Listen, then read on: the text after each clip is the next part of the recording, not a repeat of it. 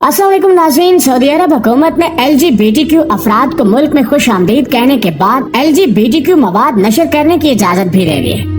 Netflix के platform के जरिए हम जिस प्रस्ती पर बनने वाले शोज और सीरीज को बड़े सिनेमा हॉल्स में दिखाया जाएगा।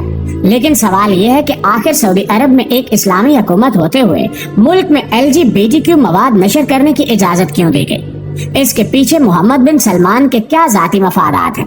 LGBTQ कम्युनिटी का मकसद क्या है और ये मुस्लिम खित्तों में क्यों दाखिल होना चाहते हैं? ये सब जानने के लिए इस कीमती और मालूमाती वीडियो को शुरू से लेकर आखिर तक खुद भी देखिएगा और दोस्तों के साथ भी शेयर कीजिएगा।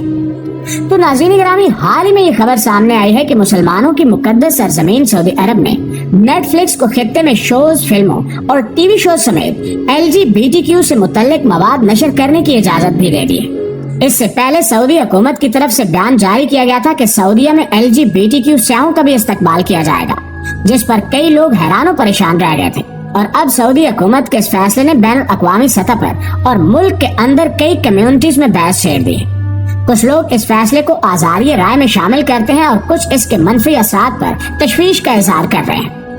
नेटफ्लिक्स एक तफरीही प्लेटफॉर्म है जो दुनिया के मुख्तलिफ इलाकों में रहने वाले लोगों की तरजीहात के मुताबिक उनको मवाद फराहम करता है। नेटफ्लिक्स के तमाम शोज और फिल्में हर इलाके में दस्तयाब नहीं होते। इसकी वजह यह है कि नेटफ्लिक्स पर शोज और फिल्मों के लिए कुछ हदूद है और हर इलाके में भी कुछ कवानीन है। इसी तरह सऊदी अरब में ऐसे शोज के लिए सख्त पाबंदी है जो किसी भी LGBTQ थीम पर मुश्तमिल हो, मगर अब खबरें हैं कि ये पाबंदी खत्म कर दी गई है और अब सऊदी अरब में हर उम्र के लोग ऐसा मवाद देख सकेंगे जो LGBTQ पर मबनी हो। इसी तरह का मवाद नशर करने से मुसलमानों के अकायद, अक़दार और इखलाक पर शदीद मनफी असरात मुरतब होंगे जो मुआशरे को बिगाड़ कर रख देंगे। लेकिन सवाल यह है कि आखिर नेटफ्लिक्स को ये इजाजत क्यों दी गई? तो दोस्तों, CNN पर एक इंटरव्यू में नेटफ्लिक्स के एग्जीक्यूटिव चेयरमैन ने कहा कि सऊदी अरब ने मोहम्मद बिन सलमान के हुक्म पर खित्ते में LGBTQ शोज को नशर करने की इजाजत दी है। मोहम्मद बिन सलमान ने इस तरह के शोज नशर करने की इजाजत इसलिए दी ताकि नेटफ्लिक्स से मोहम्मद बिन सलमान के खिलाफ बनने वाली किसी भी किस्म के मवाद को हटा दिया जाए। इस बयान से हम अंदाजा लगा सकते हैं कि आज मुसलमान हुक्मरान किस तरह अपने जाती फायदे के लिए मुसलमानों के किरदार और अकायद को खतरे में डाल रहे हैं। इन शोज में खुलेआम ऐसे किरदार दिखाए जाते हैं और इन मौज़ूआत पर गुफ्तगू की जाती है जिन्हें इस्लामी ज़ाब्तों में हराम समझा जाता है। अब आप खुद सोचें कि जब बच्चों को ये मवाद फराहम किया जाएगा तो आहिस्ता आहिस्ता इनके जहनों पर क्या असर पड़ेगा? क्या वो हम जिस प्रस्ती को तस्लीम नहीं करेंगे?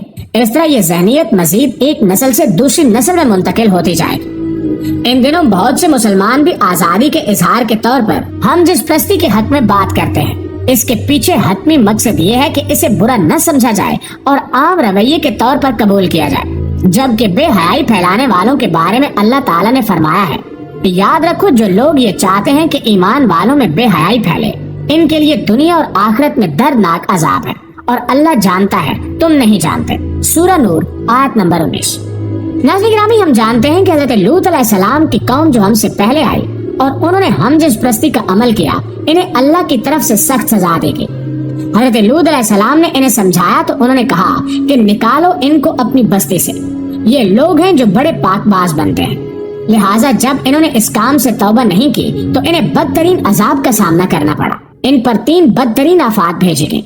सबसे पहले वो एक खौफनाक चिंगाड़ती हुई चीख से मारे गए, दूसरा इन पर आसमान से पत्थर बरसाए गए और आखिर में जमीन तमाम जानदारों को अपनी लपेट में लेकर उल्टी हो गई। इस्लाम ने हमेशा उन अच्छी चीजों की हौसला अफजाई की है जो वाकई में फायदेमंद है और हमें हमेशा नाइंसाफी और गलत काम से बचने का मशवरा दिया।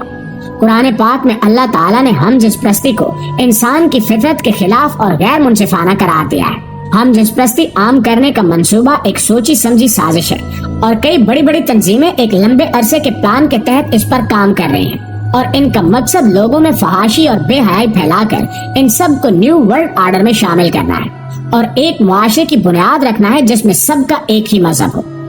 देखा जाए तो हर समझदार मुसलमान ये बात जानता है कि हम जिस प्रस्ती एक गुनाह अजीम है, जिसकी वजह से अल्लाह ताला ने हज़रत लूत अलैहिस्सलाम की कौम को शदीद अजाब दिया था। लेकिन प्रोपेगेंडा करने वालों का तरीका ये होता है कि वो वाज़ेह तौर पर गलत बात नहीं फैलाते, बल्कि सही और गलत को मिलाकर पेश करते हैं ताकि लोग इनकी सही बातों को देखकर गलत को भी मान लें। اسی طرح ان تنظیموں نے بھی مسلمانوں میں ہم جنس پرستی کو عام کرنے کے لیے بالکل واضح طور پر اسے نہیں پھیلایا، بلکہ انہوں نے اسلام کے ساتھ ملا جلا کر اسے پیش کرنا شروع کر دیا ہے۔ دوستو، یہ لوگ مسلمانوں میں ہم جنس پرستی کا فتنہ پھیلانے میں اتنے کامیاب ہو چکے ہیں کہ کچھ دن پہلے ایک بیرون ملک میں 2 مسلمان مردوں کے نکاح کی تقریب منعقد کی گئی۔ اس پر کئی لوگوں نے سوال اٹھائے، لیکن ان لوگوں نے خوشی کا اظہار کیا کہ اب مسلمان بھی آزادی کے ساتھ جنس کا تعین کر کے کسی بھی جنس سے شادی کر سکتے ہیں، نعوذ باللہ۔ لیکن اگر ہم اسلام کے اصولوں کو اور انسان کی فطرت کو دیکھیں تو انسان کا جنس وہی ہے جس پر اللہ تعالیٰ نے اسے پیدا کیا ہے، اور نکاح کے اصولوں کے مطابق 2 مردوں کا نکاح نہیں ہو سکتا۔ لیکن یہ تنظیمیں مسلمانوں میں اس بے حیائی کو عام کرنے کے لیے یہ سارا پراپوگنڈا کر رہی ہیں، تاکہ لوگوں کو یہ پیغام جائے کہ آپ مسلمان ہوتے ہوئے بھی LGBTQ سے منسوب ہو سکتے ہیں اور اس میں کوئی برائی نہیں ہے۔ یہ دراصل اس برین واش کا حصہ ہے جس کے تحت لوگوں میں کوئی چیز عام کی جاتی ہے۔ یہی مسئلہ محمد بن سلمان کے اس فیصلے کے ساتھ ہے کہ انہوں نے LGBTQ مواد کو نشر کرنے کی اجازت دی ہے۔ ناظرین گرامی، یہ سب مغربی ممالک سے شروع ہوا، لیکن اب یہ وہاں تک محدود نہیں ہے۔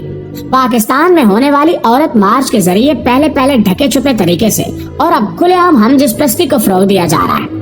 وہی تنظیمیں جو پہلے فیمنزم کے نام پر شروع ہوئی تھیں اور عورتوں کو حقوق دلانے کے لیے آواز اٹھاتی تھیں، اب وہ ہم جنس پرستی کے حق میں بات کرنا شروع ہو گئی ہیں۔ پاکستان میں کئی ایسی شخصیات دیکھنے کو ملتی ہیں جنہوں نے اپنی مرضی سے اپنا جنس تبدیل کروا لیا ہے، لہٰذا اس طرح یہ ایک انتہائی خطرناک صورتحال پیدا ہو چکی ہے، اور ہم جنس پرستی کے علاوہ خاص طور پر خواتین کی حفاظت خطرے میں ہے، کیونکہ جب کسی انسان کو یہ اختیار دیا جاتا ہے کہ وہ اپنی مرضی کے مطابق اپنا جنس تبدیل کر سکتا ہے، تو مردوں کو یہ حق مل جاتا ہے کہ وہ جب چاہیں عورت کے طور پر اپنی شناخت کروا کر عورتوں کے حقوق حاصل کر سکتے ہیں اور ان جگہوں پر جا سکتے ہیں جو صرف عورتوں کے لیے ہیں۔ اس طرح سے عورتوں کی پرائیویسی بری طرح متاثر ہوتی ہے۔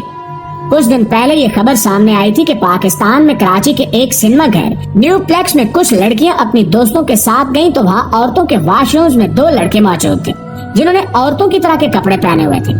یہ وہ مرد تھے جو خود کو عورت کے طور پر آئیڈینٹیفائی کرتے تھے، اور اس طرح مرد بغیر کسی روک ٹوک کے عورتوں کے واش رومز میں گھس گئے۔